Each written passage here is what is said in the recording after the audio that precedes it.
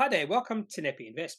We are heading into one of my favorite times of the year or parts of the year, and that is the last few weeks of the quarterly reporting season, which happens 4 times a year, and April is one of those months.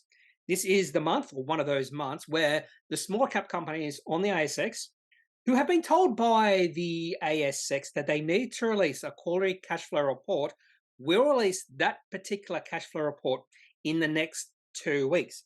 Now, some of the companies have already released it, but the first 2 weeks of the month, they don't tend to release many. We don't see many of these quarterly reports. In fact, last week, and I'm recording this video on April the 17th, last week we saw maybe 3 Appendix 4Cs released. Today alone, on April the 17th, recording this video just after the markets have closed. So we might see a few more being released, but unlikely. But just today, we saw 8 Appendix 4Cs being released. And if I was honest with you, I prefer these days with maybe 8 quarterly reports being released over the last few days of the month, where we're going to see the majority of the companies release their Appendix 4Cs or 5Bs. Because on days like this, I can be a little bit more thorough when I go through the Appendix 4Cs. And very excitingly, that 2 of the companies that did release their Appendix 4C today are companies I actually do own in my portfolio, and I'll actually do a video on both companies. The first company I'll do a video on, because they released their Appendix 4C just before the other company, is Dropsuite. Now, is this Dropsuite or Dropsuite? Now, that's something I just realized. It could be either way. I have no idea because I have not heard anyone from this company speak. In fact, I very rarely have heard this company mentioned in any sort of podcast, any sort of news channel, anything like that. So at this point in time, it could be Dropsuite or Dropsuite. Anyway, so we're going to have a look at Dropsuite's March quarter Appendix 4C. Now, as I've already mentioned, I am a shareholder of this company. And one of the reasons I'm shareholder of this company is because I do think this is a solid company. Maybe not a high quality company. Now, in terms of what they do, I did struggle with understanding how relevant or important this company is. Because what they do is they back up cloud or backup or archive cloud emails and stuff like that. And maybe 2 or 3 years ago, I was thinking to myself, why is that important to companies? And I have been told it's very important. And maybe that's why Dropsuite is performing and has performed really well over the last few years. This is a tech company with annual recurring revenue. But if you look at the chart, you'll notice a massive difference between the performance, and I'm talking about share price performance, of this company compared to other tech companies on the ASX. It's like night and day. Now, just a few facts in regards to Dropsuite, and hopefully it's Dropsuite, not Dropsuite. Anyway, they do cloud backup, archiving, and recovery. And as I've just mentioned, I've really struggled to understand why this is really important. And yes, I have been told it is really important. And maybe that's why this company is growing at a really good rate. Company founded in 2011. Now, I did read somewhere that their headquarters are in Singapore. That's something I'm going to look at in the next few days. But they listed on the ASX in December 2016. It was not a direct listing. It looked like it was a backdoor via Excalibur Mining, via Gold Quest. And Gold Quest, the initial iteration of this company, actually listed on the ASX back in 1983. Now, the current CEO is Sharif El Ansari. He's been the CEO since they listed on the ASX. So we're talking about 6.5 years, and that's nice stability when you talk about a CEO. And he's done a really good job since he's been in this role since December 2016. He also has 5% holding in this company, and based off the market cap of $662 million, that means his wealth just in this company is about $8 million. Now, the largest shareholder is a fund manager out of San Diego, if I remember correctly, Topline Capital Management. Their holdings in this company amount to 26.1%. Yes, this fund manager has a quarter or owns a quarter of Dropsuite. Not only that, have increased their holdings since last time I had a look at the shareholder list of companies for Dropsuite. And the market cap of this company is 162 million. That's at a share price of 23.5 cents. Now, share price actually did close at 24 cents because I took this price before the closing auction had finished for the day. Tisk. Should always take the closing auction price, which was 24 cents, as the closing price for the day. And the ticker code for Dropsuite or Suit is DSE. Talking about Topline Capital, here is their investment. So out of San Diego, now they have about, say, 11, 12 holdings in the world, and 2 of those holdings are Australian companies. In fact, both of those companies are companies I actually do own, which is Dropsuite and Energy One. Other companies in their list of holdings are mostly companies I have never heard of before. Semler Scientific, Heritage Global, Paysign, Namsys, SafeChar, UCO. I did have a look at Topline Capital's website, and they do talk about growth, that sort of thing. But by far, the largest holding for Topline Capital is Dropsuite.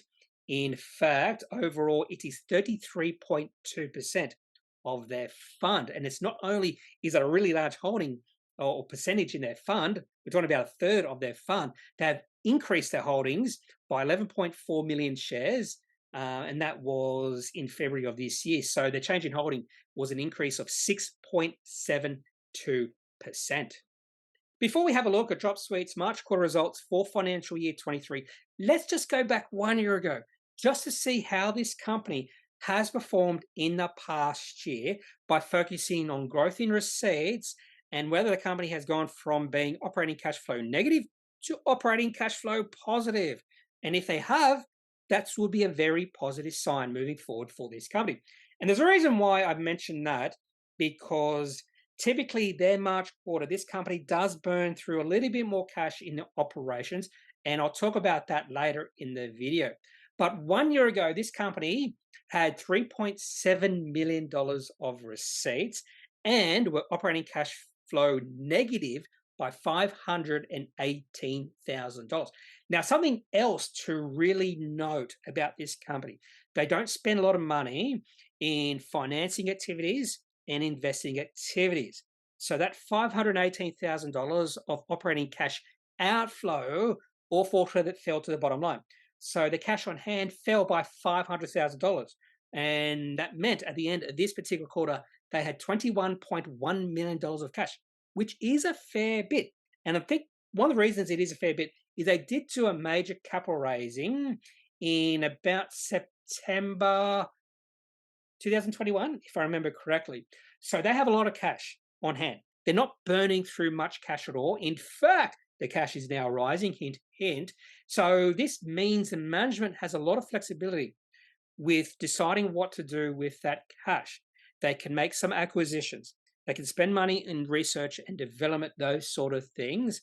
Or maybe, just maybe, they can start thinking about giving back some of that cash to the shareholders in the way of dividends, or if they think the company is undervalued, possibly even a share buyback. So let's see how this company has performed in the past year. Receipts to customers up to $6.1 million, growth of $2.4 million from 1 year ago. So if you just do the percentage, so 1 year ago, $3.7 million in receipts. Now that has grown by $2.4 million. So significant growth in receipts in just 1 year. But they've also increased their spending, which is understandable because this is a growing company. In particular, staff costs up by $1.5 million. Product manufacturing and operating costs up $500,000. But interestingly enough, administration costs down $70,000. So it's really only a staff cost I like to see to not increase as much as it has. But maybe they just hired more staff, or maybe they've had to pay the staff a little bit more higher in terms of wages because of inflation, that sort of thing. But the most important thing is this company was operating cash flow positive in this particular quarter by $280,000. It might not seem a lot, but this is a move in the right direction for this company, and I'll talk about why later in the video. The other thing to note, the cash on hand has been increasing. In fact, it's been increasing over the past year, and it's up to $22.7 million. And you'll notice that even though they're operating cash flow positive by $208,000, cash on hand actually increased by a very similar amount. And the reason behind that, again, is this company doesn't spend a lot of money, if any at all, in investing and financing activities. So that operating cash inflow all fell to the bottom line or fell to the cash on hand. Dropsuite is a tech company with annual recurring revenue. And annual recurring revenue, which is provided every single quarter by the company, has been growing really nicely. In fact, in the second quarter of 2021, annual recurring revenue was only 11.4. Now it's up to 28.2. So not quite tripled, but it's getting close to tripling. You can just see annual recurring revenue growing very consistently from quarter to quarter. So even though I was struggling to understand how this company can be useful or important, obviously there are companies out there, their customers, who understand the importance of what Dropsuite is providing to them.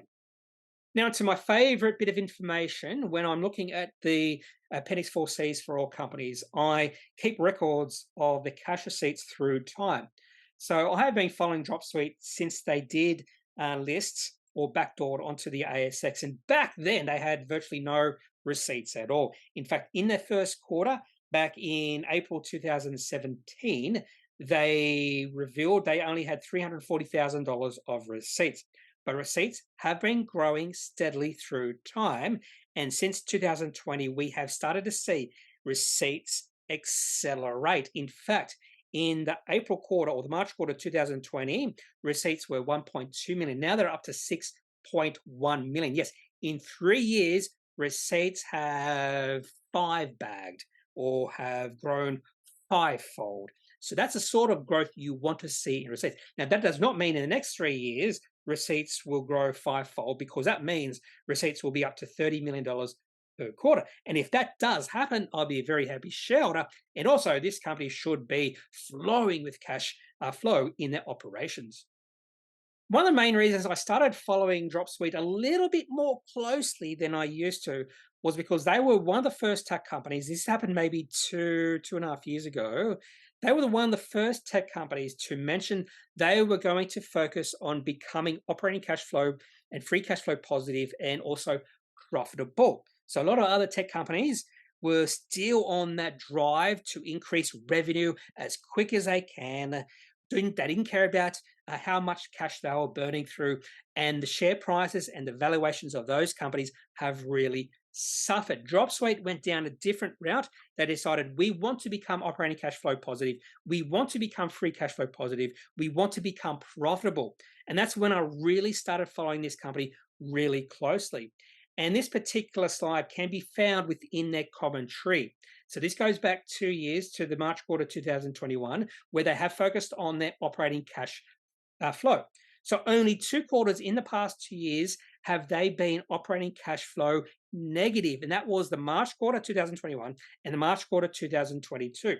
So maybe you could say there's a bit of a pattern happening there, a very small sample size. But every single other quarter, apart from the June quarter where they were cash flow neutral, but every single other quarter, this company has been operating cash flow positive.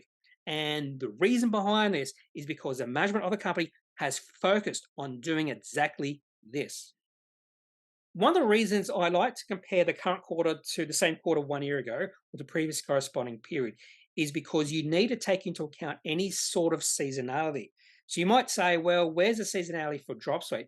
But here is a comment in their commentary that explains there is a bit of seasonality when it comes to this company. Quarter 1 is generally impacted by higher outgoing payments relating to annual subscriptions, insurances, and staff performance bonuses. So that's why 1 year ago, this company was operating cash flow negative by $500,000, even though generally the company was operating cash flow positive. So because they were operating cash flow positive this particular quarter by over $200,000, that means that more than likely in the next quarter, and possibly even the quarters after that, this company will be significantly more operating cash flow positive than $200,000.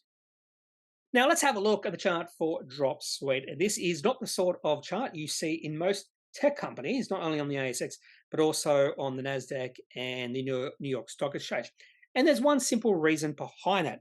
And that simple reason is because the company's management have focused on becoming profitable and becoming free cash flow positive. But in saying that, the share price has really done nothing in the past 2 years. In fact, the shares have been trading in a a range between about 25 cents and 16 cents. So whenever the share price gets to about 16 cents, you buy. When the share price gets to 25 cents or just a little bit below that, you sell. And right now the shares are at 24 cents. So what I want to see is a breakout above 25 cents on real good strength. And what I mean by strength is really good volume. So you might be asking, when did I buy some shares in Dropsuite? Well, I saw the share price fell to about 17 cents back in December of last year. And I went, ooh, I've been wanting to take a little position in this company. And that's when I took a nibble when the share price hit the bottom of this range. That's all I have for this video, looking at Dropsuite or Dropsuite's March quarter results for financial year 23. Another positive result for this company. Share price up 6 or 7%, closed at 24 cents. That's a good sign. The market appreciated these results, even though the operating cash flow was a little bit down from the previous 2 quarters, but significantly up from the previous corresponding period, the March quarter for financial year 22. If you do have any questions about Dropsuite or anything you want to mention, I'd love to hear your thoughts. If you disagree with me, I'd love to hear your thoughts as well. If you think this is the worst company in the world, I'd love to hear why. So leave your thoughts in the comment section of this video. Otherwise, I am not a financial advisor. If you do need financial advice, make sure you seek out someone who is qualified and can speak to your own financial needs. That's it for this video. Have a good day.